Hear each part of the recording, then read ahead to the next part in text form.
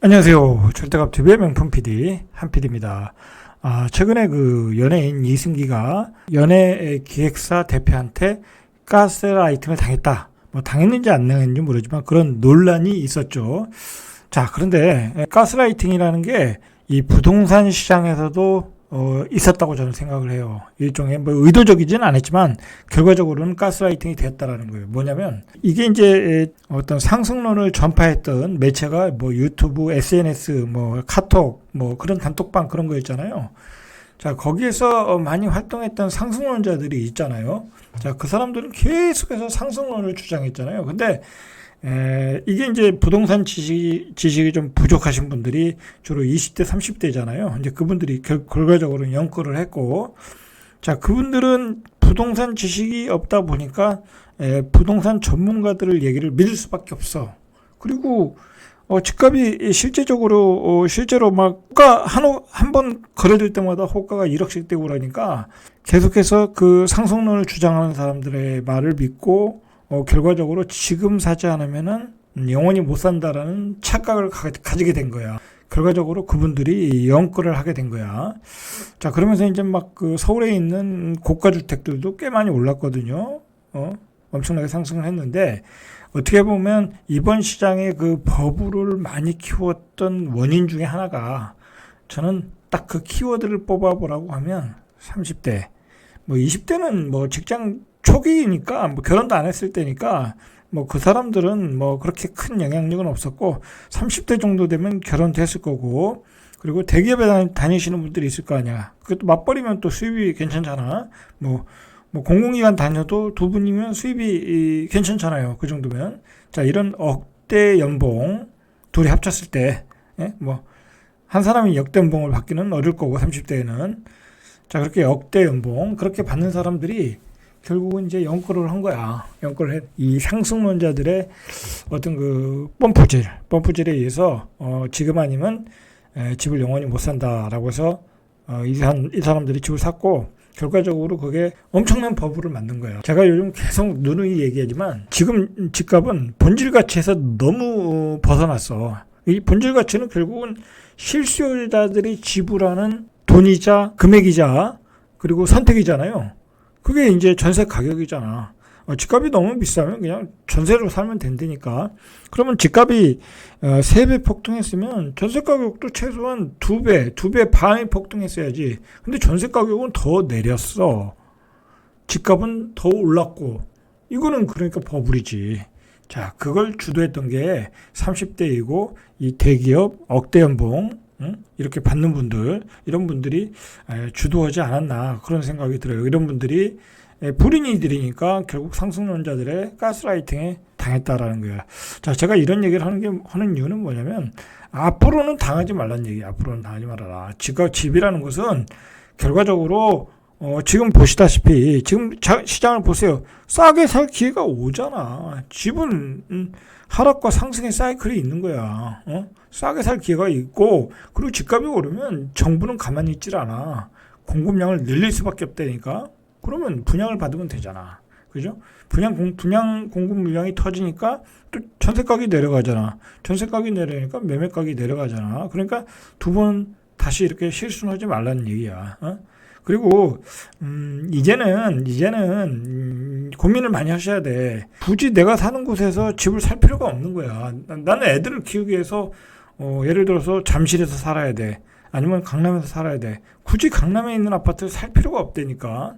여러분들 그냥 강남에서는 전세 살든지 아니면 인근 지역에서 전세 살든지 전세로 살다가 자기 수준에 맞게 분양을 받으란 말이야. 그 가격 고점에서 무리하게 대출을 받아가지고 평생 고생하지 말고 생활이 안 되잖아. 그렇게 대출 받으면. 그러니까 그런 데서 그냥 전세 살아. 전세 살고 굳이 내 집을 갖고 싶으면 다른 신도시에서 분양을 받으시라니까. 충분히 분양을 받을 수 있는 세상이라니까. 그렇게 옵션이 많다. 생각보다. 여러분 이 상승론자들에게 절대로 당하지 말란 얘기야. 당하지 말라. 앞으로도 당하지 말라. 이 부동산 시장에서 소위 잘 나가는 그 강사들, 상승론자들은 다 좋은 주택 가지고 있는 사람들이야. 그 사람들. 다 강남에 가지고 있거나 잠실에 가지고 있거나 어디 좋은 주택 가지고 있는 사람들이야. 그 사람들 입장에서는 계속 상승론을 주장할 수밖에 없는 거야. 그리고 그게 직업이잖아. 상담해서 집을 사라고 하는 사람들이 근데 그게 직업이잖아. 그런 전문꾼들의 얘기를 왜 듣냐고. 들을 필요 없다. 자, 제가 누누이 강조해요. 절대 속지 말아라. 최근 시장을 한번 점검해 보시죠. 자, 이번 주 2일에 한국부동산 정부 광장에 따르면 올 10월 아파트 거래량이 나왔어요. 10월 달 거래량이 나왔어요. 지금 12월 달이니까 이제 10월 거래량이 이제 거래 신고 완료된 게 다 나왔어. 그러니까 10월 달 거래량이 총 555건. 11월에는 이거보다 조금 더 많겠죠. 왜냐면 이제 11월에는 워낙 금매물들은 좀 거래가 됐으니까 10월 달은 금매물들이 많지는 않았어요. 그러니까 총 555건. 2006년 실거래 조사를 시작한 이후에 월별 거래량으로 역대 최저를 기록했다. 2006년이야. 2006년 이후에 최저 거래량. 종로구의 아파트 거래량은 10월 한 달간 4건, 용산구 8건, 광진구 9건, 광북구 10건, 금천구 10건. 부동산들 다 굶어 죽었겠죠? 자, 이게 얘기는 뭐냐면, 이제, 소비자들이 이 극금 매물 아니면 사질 않겠다라는 거야. 사지 않겠다. 그리고 매도자들은 내가 뭐 금매물로는 아직은 내놓지 않겠다. 그러니까 물건이 매수자와 매도자의 가격이 형성이 안 되다 보니까 이렇게 이 거래량이 줄어든 것을 뭐로 알 수 있냐면 매매 수급 지수로 보면 되겠죠. 자, 서울 및 수도권 아파트 매매 수급 지수도 2012년 7월 이후에 10년 5개월 만에 최저를 기록했다. 한국부동산원이 이번 주 11월 28일 기준 서울 아파트 매매 수급 지수가 66.8, 지난주에 67.9니까 지난주보다 하락했죠. 자, 2012년 7월이 아마 부동산으로 보면 완전히 바닥일 때야. 바닥일 때. 그때가 58이야. 58. 근데 지금은 66.8. 자, 아직도 더 떨어질 여력이 충분하다라는 거죠. 이 매매 수급 지수가 이러니까 거래량이 나오질 않는 거예요. 이게 한참 좋을 때는 100이 넘었다고. 100이 넘으면 매수자가 더 많은 거고 100 이하로 가면 매도자가 더 많은 거야. 근데 이 66대 되면 시장의 매수자는 거의 사라졌다. 그리고 50대로 가면 거의 전멸이다. 이 매매 수급 지수를 계속해서 추적해서 보셔야 돼요. 자, 전국 아파트 매매 수급 지수는 74. 역시 2012년 7월 부동산원이 매매 수급 지수를 조사한 이래 역대 최저치라는 거야. 그리고 이제 요즘 그 송도에서 이제 폭락이 나오고 있잖아요. 이 송도 같은 데는 이제 뭐가 문제냐면 분양가와 매매 가격의 갭이 커져서 이게 뭐랄까요? 이게 이런 유사한 현상이 이 대전에서도 일어나고 있어요. 이 분양가 상한제가 적용이 안 되는 곳이죠. 분양가 상한제가 적용이 안 되고 그냥 분양 가격을 시에서 규제를 하는 경우 있죠. 그런 경우는 이제 분양가 상한제보다는 높게 분양을 하거든. 근데 이 송도가 좀 유난했어. 그러니까 이때 올해 9억에 분양을 했죠. 몇 군데서 9억에 분양했는데 1년 6개월 전에 한 분양했던 그 현대 힐스테이트가 8억 한 초중반대 거래했거든요. 자, 그런 것들이 프리미엄이 한 1억씩 붙었다가 다 날라갔어. 왜냐면 구축이 6억대에 분양하니까 구축도 아니죠. 신축급 아파트가 6억대 초반에 분양을 해보니까 8억대 분양한 거를 가지고 있을 필요가 없겠죠. 살 필요가 없겠죠. 왜냐면 뭐 구축을 6억대에 살 수 있으니까. 그러니까 나중에 9억대 받으신 분들은 어떻게 되겠어? 뭐 완전히 개피 본 거죠. 자, 이런 거를 조심하셔야 돼. 이런 경우를. 그러니까 분양가가 높다 싶으면 그냥 미분양이야. 왜냐하면 구축이 떨어지니까. 대전이 이제 그런 거야. 대전이. 예를 들어서 대전도 도안 신도시에서 한 6억 8천, 뭐 거의 이제 7억이 들어가겠죠. 이것저것 합치면. 그런데 옆에서 한 10년 된, 7, 8년 된 아파트가 한 5억 중반대에 나와. 그러면 사람들이 안 사는 거야. 뭐 저거 사도 올라갈 여지도 없고, 뭐 차라리 구축을 사지 뭐 그렇게 되는 거죠. 그러니까 현재 가격보다 구축 떨어진 가격보다 낮아야 분양을 받는 거야. 그게 이제 대전 트리플 시티 같은 경우고, 그 용문동 더샵 같은 경우도 뭐 미계약분이 뭐 어떻게 나왔는지 내가 정확히 모르겠지만 그것도 이것저것 합치면 7억이 넘거든요. 그러니까 또 그게 또 매력이 없어지는 거야. 자, 그런 데를 조심해야 돼. 그런 데가 이제 대구시장도 마찬가지잖아요. 대구도 구축이 떨어지니까 신축의 분양가가 맥을 못 치니까 미분양이 쏟아져 나오는 거야. 자, 제가 왜 이 이야기를 했냐면, 서울은 지금 뭐 예를 들어서 역세권에 강북의 역세권 그런데 한 9억 중반대 분양을 하잖아요. 그러면 그것도 이것저것 합치면 15억, 한 1억을 집어넣어야 되는 거거든요. 추가로 뭐 취득세, 옵션, 중도금 이자. 그러면 10억 5천 또는 11억에 가까워. 근데 그것도 지금은 착시 효과야. 이거 뭐 이 정도면 뭐 많이 내려간 가격이니까 싼 거 아니냐 하고 이제 분양을 받는단 말이야. 근데 또 그게 그렇지 않은 게 서울의 가격은 아파트 가격은 아직 다 떨어지질 않았어. 그러니까 만약에 서울의 아파트 가격이 내년에 더 떨어지면 서울의 미분양은 늘어나는 거야. 아직 뭐 서울의 미분양이 뭐랄까요, 그 본격적으로 나오는 건 아니잖아요. 좀 뭐 입지가 좋은 데는 아직도 분양이 잘 되잖아요. 고분양가인데도 불구하고 된단 말이야. 지금은 되지만 내년에는 안 될 수 있다라는 거야. 왜냐면 구축이 확 떨어져 버리면 뭐 구축 사지 뭐 저거 비싸게 이자까지 내고 고금리 저거 살 일이 있냐? 그렇게 되는 거야. 그러니까 지금 둔촌주공은 예를 들어서 지금 분양하는, 만약에 내년에 분양하면 거기는 미분양이야. 근데 지금은 아직 서울에 안 떨어졌잖아. 주변이 많이 떨어지진 않았잖아. 그 고점 버블 가격에서 그 고점 그 개파락했을 뿐이잖아. 그러니까 둔촌주공이 상대적으로 분양가가 싸 보이는 거야. 그런 착시 효과가 있다는 거. 근데 그것도 옵션 넣고 나중에 이자 받고 뭐 이자 다 넣고 오면 그것도 한 15억이 있어야 돼. 그러니까 사실은 먹을 게 없는 거야. 먹을 게 없고 분양받은 사람은 계속해서 살면서 이자를 내야 될 거 아니야. 그거 분양받는 사람이 LTV 한 뭐 30%, 30에서 50% 받을 거 아니야. 뭐 15억이 있어서 그 10억 다 주고 사는 사람이 어디 있겠냐고. 특히 이제 무주택자인 경우에는 가점이 높은 사람들인데, 그죠? 그 사람들이 뭐 분양권 전매할 일도 없고. 자, 그렇기 때문에 그러면 또 이자를 내야 되잖아. 그러면 1년에 1억씩 내야 돼, 이자를. 뭐 원리금까지 합하면 1억씩 내야 돼. 그러면 그거 한 5년 가지고 있으면 5억이야. 그럼 내가 한 초반에 10억 들어갔지, 그 다음에 5억 들어갔지, 그러면 5년만 가지고 있으면 20억이야. 그러면 여러분 그 20억에 5년 뒤에 팔 수 있겠냐고. 막 그때는 4기 신도시, 3기 신도시 막 입주하고 뭐 공급 물량이 넘쳐날 때인데, 그리고 주변에 다 재건축해서 막 올라갈 때인데, 안 올라간다니까. 그렇게 안 올라가. 그리고 거기에 전세 가격이 그렇게 올라가겠어요?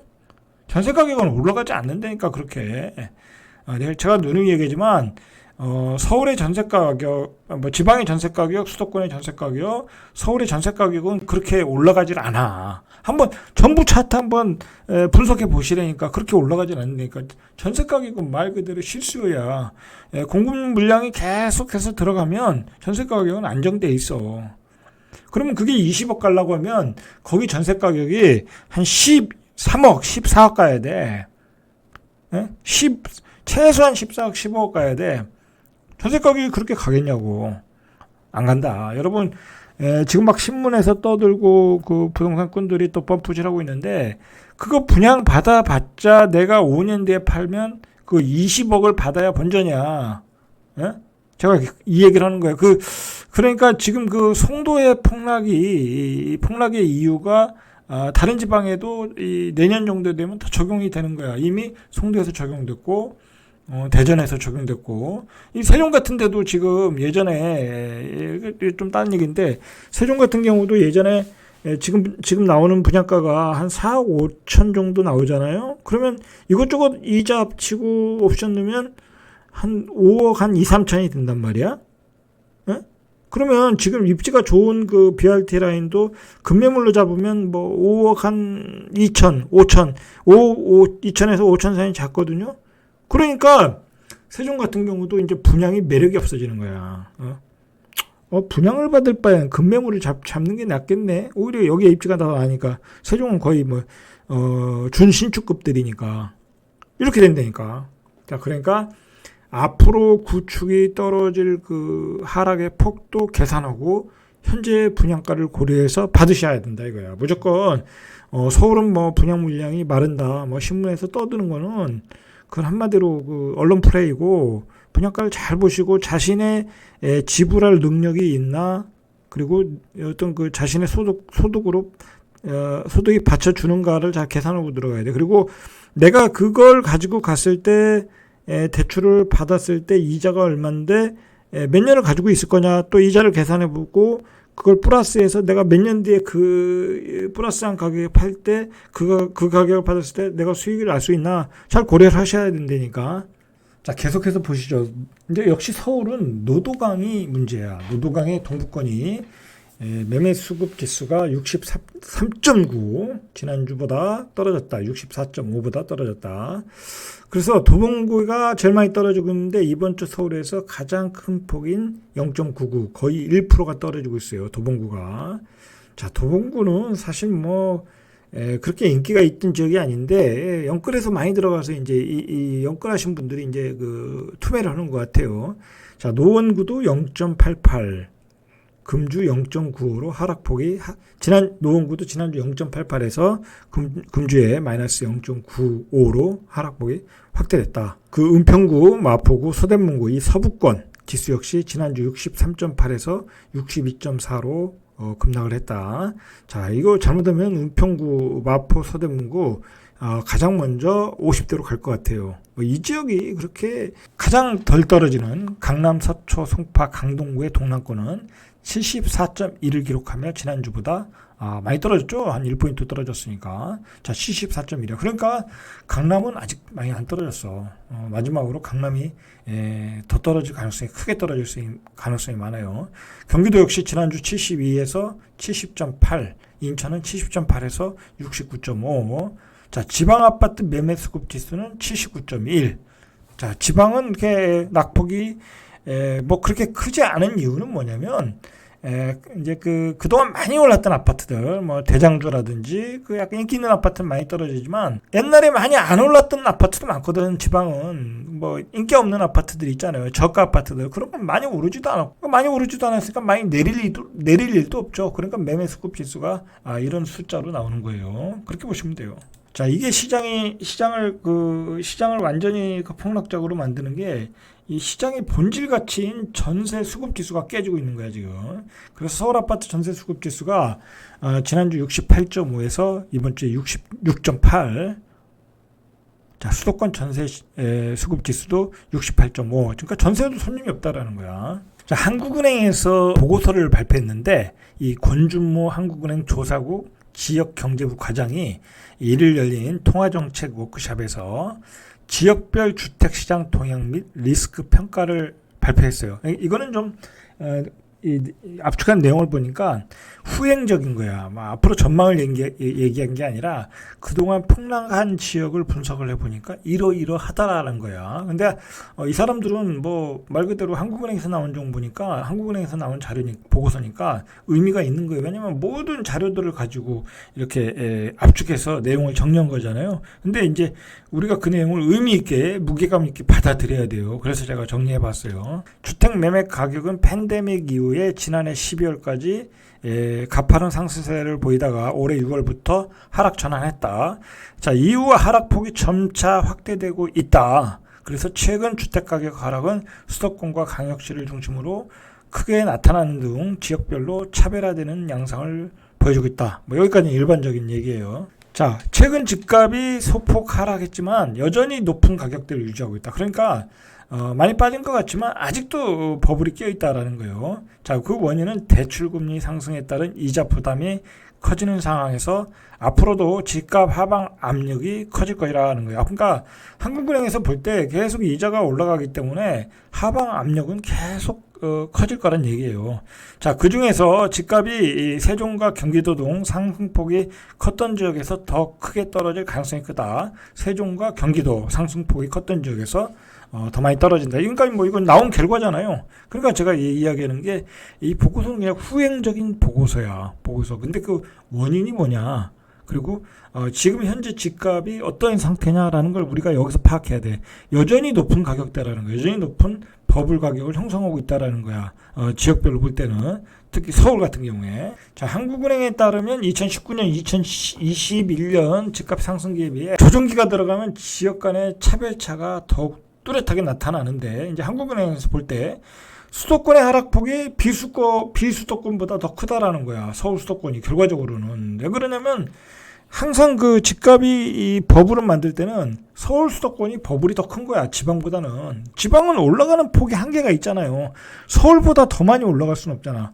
서울의 대장이 얼마니까 지방은 얼마야 된다. 그 부동산꾼들이 만들어낸 얘기 아니에요. 그러니까 지방은 아무리 올라가도 올라가는 한계가 있어. 근데 수도권은 이 상단이 없다니까. 특히 강남 같은데. 요번에 보세요. 강남 상단이 없이 올라갔잖아. 결국 버블을 만든 거야. 응? 84 기준으로 40억 간 거야. 그게 말이 되냐고. 그게 말이 됩니까? 아무리 강남이라고 해도 거기에 뭐 연예인이 사는 것도 아니고 말 그대로 그냥 일반 전문직이 사는 거야. 의사, 변호사가 강남에 있는 84 아파트를 사는데 의사, 변호사가 40억을 어떻게 버냐고. 망하는 의사도 많고 요즘 월급쟁이 하는 변호사도 많은데, 그리고 대기업 다니는 사람들이 거기 사는 거 아니야. 그 사람들이 그걸 40억을 지불하고 살 능력이 있습니까? 없단 말이야. 그러니까 버블인 거지 그게. 연예인들은 뭐 강해 보이는 뭐 어떤 청담동의 빌라나 한남동의 빌라나 뭐 고급 빌라 그들만의 어떤 아파트에서 살잖아요. 일반 그 대규모 아파트의 대단지에서는 안 산단 말이야. 결국은 전문직이라고 해도 평당 1억을 넘는 아파트를 지불할 수가 없는 거야. 가격의 지속성이 없는 거야. 자, 그래서 서울과 수도권에서 버블이 만들어졌다는 거야. 그리고 이 보고서에서는 지역별로는 세종과 대구에 버블이 컸다. 그래서 하락세가 강했다라는 거예요. 결과적으로 버블이 컸던 지역은 많이 빠진다. 빠졌고 앞으로도 빠진다라는 보고서의 내용이에요. 이건 상승기에 높은 오름세를 보였던 지역에서 조정기 중 가장 하락폭이 더 크게 다 나타났다. 그래서 고점 대비 가격 하락폭은 세종이 마이너스 10.5, 대구가 마이너스 5.1, 인천이 마이너스 3.3, 대전이 3.2 이렇게 나타나고 있다라는 거예요. 이건 후행 승보고죠. 자, 그래서 주택 가격 하방 리스크 또한 지난해 말부터 빠르게 증대된 것으로 나타나고 있다라고 설명하고 있어요. 그래서 금리 상승기에 높은 수준의 가계부채를 가지고 버블을 만들었다라는 거예요. 이 사람의 이야기는. 그래서 차주의 원리금 상환 부담을 크게 증대시키는 요인으로 작용했다. 그리고 차주의 소득 대비 대출 잔액 비율 LTI가 너무 높다라는 거야. 그러니까 지금의 집값 서울에 12억, 16억, 18억 그러니까 역세권에 있는 그런 아파트들의 가격들은 다 대출을 받아서 버블로 올라갔다. 그런데 앞으로 금리 인상이 되니까 그걸 감당하기 어려울 것이니 결국 집값은 버블은 빠질 것이다라고 이야기를 하는 거예요. 지금 이 사람의 이야기는. 자, 이렇게 대한민국의 한국은행에서 나오는 보고서의 내용도 이래요. 버블이 많이 꼈다라는 거잖아. 자, 그리고 S&P 글로벌에서 그 스탠다드 푸어스 글로벌에서 보고서가 나왔는데, 자, 이 보고서 내용을 좀 보고 좀 연결을 시켜볼 필요가 있어요. 이게 어떤 그 전 세계적으로 나오는 보고서와 지금 현재의 상황을 우리가 연결해서 어떤 퍼즐을 맞춰봐야 돼요. 그래서 앞으로 전망을 하는 거잖아요. 그런 의미에서 한번 살펴보겠습니다. S&P 글로벌은 높은 인플레이션과 고강도 긴축이 진행될 것이다. 그래서 S&P 글로벌은 높은 인플레이션과 고강도 긴축 등으로 2023년 경제 성장에 직격탄이 될 거라는 거예요. 그러니까 뭐 지금 이제 뭐 금리를 앞으로는 뭐 속도를 조절하겠다. 뭐 인플레이션이 피크를 쳤다. 여러분 그런 말에 솔깃하면 안 돼.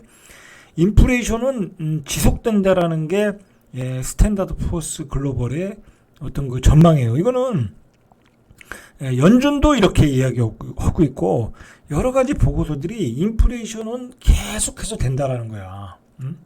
간다는 게 아니라니까 지속된다라는 거야. 그러니까 금리를 올리는 속도만 조절하는 거지 금리를 내린다라는 게 아니야. 피봇 전환이 아니라는 얘기야. 그러니까 집값의 침체는 계속 오래 간다라는 거야. 이 금리 상태를 유지하면 그냥 한 1년만 유지하면 다 작살나는 거야. 지금 뭐 엄청나게 대출을 받은 상태에서 자, 러시아의 우크라이나 침공은 장기화될 것이고 대만을 둘러싼 긴장으로 어떤 그 패권 전쟁, 자 그것 때문에 중국의 경기 둔화, 공급망 차질, 자 이런 원인으로 인플레이션 압박을 한층 악화시킬 거라는 거야.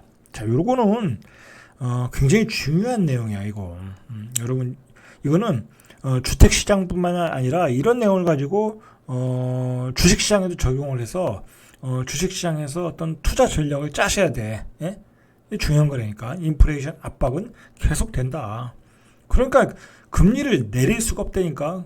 지금 예를 들어서 연준에서 내년에는 금리 못 내리고 2024년 정도 가면 내릴 것이다. 그럼 2024년도에도 안 내릴 것이다라고 얘기할 수 없잖아. 그렇게 하면 숨이 막히잖아. 이 경제가 숨이 막히잖아. 일종의 2024년은 이렇게 내릴 것이라는 전망을 해주는 거야. 근데 그건 모르는 거야. 근데 이 보고서들을 보면 상당 기간 오래 지속될 거라는 거야. 일단은 그런 식으로 방향을 잡고 전망을 해야 되는 게 맞다고 봐요, 저는. 비관과 낙관이 반반일 때는 비관적으로 전망해 주는 게 좋다고 봐요. 특히 부동산 시장에 관해서는. 인플레이션이 고차가 되니까 고물가는 고차가 된다. 미국이 피크 아웃 기대에도 갈 길은 멀다. 고물가 고차가 우려된다. 자, 미국 연방준비제도가 선호하는 물가 지표의 상승세 PCE, CPI 지수가 소폭 꺾인 것으로 나타나지만 여전히 갈 길이 멀다라는 거예요. 패드는 2%의 목표치를 설정하고 가는 거잖아요. 자, 그러나 중국의 코로나 봉쇄에 언제든지 인플레이션을 끌어올릴 변수들이 많다라는 거야. 자, 이런 원인으로 인플레이션은 쉽게 꺾이지 않는다. 당분간 고물가 추세가 불가피하다라는 거예요. 자, 거긴 또 다른 이유가 있어요. 자, 문제는 이제 두 가지인데, 원유 가격의 어떤 상승이죠. 원유와 원자재 가격의 상승. 이제 세계화가 깨졌잖아요. 이제 중국과 미국 간의 패권 전쟁 속에 중국과 러시아들은 이제 자원 가지고 이제 패권을 다투는 거고, 그리고 이제 그래서 이제 원자재 가격이 오르고 원유 가격이 오르니까 물가는 계속 상승 압력을 받는 거고. 자, 그리고 또 근본적인 문제가 코비드 이후에 많은 생산 인력, 고용 인력들이 이탈됐다라는 거야. 그 사람들이 또 돌아오질 않는데 미국 같은 데는 또 실업 급여라든지 그런 걸 많이 주기 때문에 돌아오질 않는다라는 거야. 그리고 이제 우리가 이제 사회가 고령화가 됐잖아요. 그러니까 생산 인력 자체도 줄어든다는 거야. 그러니까 임금이 계속 올라간다라는 거야. 지금은 그런 시대야. 뭐 우리나라도 마찬가지잖아요. 지금 우리나라도 아르바이트를 못 구한대잖아. 젊은 아르바이트들을 못 구한. 젊은 사람뿐만 아니라 식당에서 일하는 아줌마들 아르바이트를 못 구한대잖아. 결국 임금이 올라가는 거야 지금은. 자, 그런 요인 때문에 세계화의 붕괴, 그다음에 원자재 값의 폭등, 그다음에 고용 인력의 이탈, 생산 인력의 감소, 고령화. 자, 그런 거로 인건비가 계속 올라간다. 자, 그러니까 인플레이션 압력은 이게 지속될 가능성이 크다라고 보셔야 되는 게 맞는 거야, 여기서는. 그리고 이 스탠다드 포어스 글로벌에 의하면 이 인플레이션이라는 게 누그러졌다가 다시 튕겨 또 상승할 수 있다라는 거야. 과거 CPI, PCB 상승률이 둔화됐다가 다시 가속화된 사례도 있었다라는 거야. 여러분, 요게 포인트야. CPI가 8.2%인가 갔다가 꺾였다. 다음 달에 꺾였다라고 하지만 이게 반등할 수 있다라는 거야. 요게 이렇게 되면 이거 주식시장 다시 폭락 온다니까. 그때가 폭락 온다니까. 자, 그때는 이제 대책이 없는 거죠. 그때는 또 금리를 올려야 될 거 아니야. 내리지도 않았는데 또 올려야 되는 거야. 그러니까 속도 조절하겠다라는 의미는 이렇게 시장을 관망하겠다라는 거예요. 어떻게 수치가 나오는지. 이 CPI가 다시 튕겨져 올라갈 수 있다라는 거예요. 그러니까 우리가 사실 공부해야 될 것은 뭐냐면 이 앞으로 물가 전망이야. 물가 전망. 이 물가가 올라갈지 안 올라갈지를 계속해서 관찰해야 돼. 이거에 따라 부동산 시장은 한 단계 더 레벨 다운되고 추락하는 추락의 가속도가 붙을 수 있다는 거야. 자, 그래서 지표상 한번 떨어졌다고 해서 영구적 하락이 아니라는 거야. 신문에서는 이게 피보전하는 게 아니냐, 하락 정점을 쳤다라고 하는 거는 그냥 시장을 안정시키는 수사적인 표현이다. 그렇게 생각해야 돼. 이런 보고서는 그렇게 얘기하지는 않잖아요. 응? 영구적 하락이 아니고 다시 튕겨져 올라갈 수 있다라고 얘기를 하잖아. 그런 양면성을 잘 보셔야 돼. 자, 그래서 어쨌든 경기가 안 좋아질 거다라는 거잖아요. 결국은 이는 고금리가 계속되면 경기는 안 좋아질 거다. 그러면 결국 그게 나타나는 게 채권 시장에서 나타나는 거야. 장단기 금리의 역전 현상이 나오는 거야. 지금 그래서 장기 금리가 단기 금리보다 더 금리가 싸잖아요. 그런 역전 현상이 나오기 시작했다는 거야. 그게 2개월 연속 이어질 경우에는 경기 침체 신호가 온다라는 거야. 근데 S&P 글로벌에서 볼 때는 지난 10월 말부터 그 장단기 금리 역전 현상이 나타났다라는 거야. 그러니까 이거 지금 벌써 이제 12월 달까지 계속 된다고 하면 이거는 경기 침체로 가는구나 라고 봐야 되는 거예요. 요걸 잘 보셔야 돼. 이 장단기 금리 역전 현상이 12월 달까지 계속 되는가 안 되는가를 잘 보셔라. 보시는 게 중요하다. 자, 우리도 시작됐죠, 이게. 자, S&P 글로벌은 패드는 경제적 영향에도 불구하고 인플레이션이 완화될 때까지 통화 정책을 긴축 기조로 유지할 것이라며 올해와 내년에는 금리 인상 리스크가 있다고 지적을 하고 있어요. 그러니까 S&P 글로벌로 볼 때는 내년에도 금리 인상한다라는 거야. 할 수밖에 없다. 경기 침체 여파로 실업률은 내년 4분기 5.6포인트까지 치솟을 것으로 전망을 하고 있어요. 자, 블룸버그 통신에서도 경기 침체의 전조 현상으로 여겨지는 장단기 국채 금리 역전 현상이 세계적으로 나타났다라는 거야, 이게. 근데 이는 최소 20년 사이에 처음이라는 거야. 세계적으로 장단기 금리 역전 현상이 나타났다. 그러니까 전 세계가 경기 침체로 지금 가고 있는 거야. 자, 블룸버그 통신에서 분석한 거예요. 이거 경제에 관한 제일 분석 잘하는 언론사잖아요. 자, 한국의 경우도 지난 9월 중순 장단기 국채금리 역전 현상이 14년 만에 발생했다. 최근 2달여 사이 여러 차례 나타났다라는 거예요. 여러 차례 나타났다. 그러니까 지속된 건 아닌 것 같아요. 근데 이게 지속된다고 하면 우리도 이제 경기 침체로 가고 이미 이제 내년에 어떤 GDP 성장률을 1%대로 보고 있잖아요. 그럼 경기 침체로 간다고 예상을 하고 있는 거죠. 자, 정리하면은 지금까지 내용을 정리하면 인플레이션은 지속된다라는 거야. 거기다 고착화될 우려도 있다. CPI, PCE 지수가 고점을 친 게 아니냐라고 하지만은 다시 튕겨져 올라갈 수도 있다. 인플레이션을 유발할 수 있는 그 어떤 세계적인 경제적 환경이 다 제거가 안 됐다라는 거야. 어떤 세계화, 공급망의 어떤 문제, 그다음에 고령화, 그다음에 생산 인력의 감소, 고용 비용의 증가 하나도 해결된 게 없다라는 거야.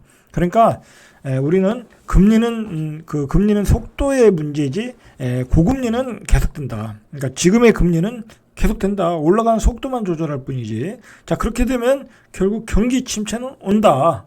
자, 그건 이제 연준에서도 온다고 했고 50% 이상 IMF에서도 강하게 경고를 하고 있고, 그리고 한국은행과 우리 정부에서도 GDP 성장률을 내년에는 1%대. 자, 그건 낙관적으로 잡은 게 1%대잖아요. 그러니까 내년에 우리도 경기 침체가 온다라는 거예요. 이게 사실이잖아, 이게. 그죠? 이게 사실인 거예요. 지금 나오는 어떤 고급 보고서에 의하면 이런 게 사실인 거야. 근데 경기 침체가 오면은 제가 얘기하지만 주식시장은 선반영을 해요.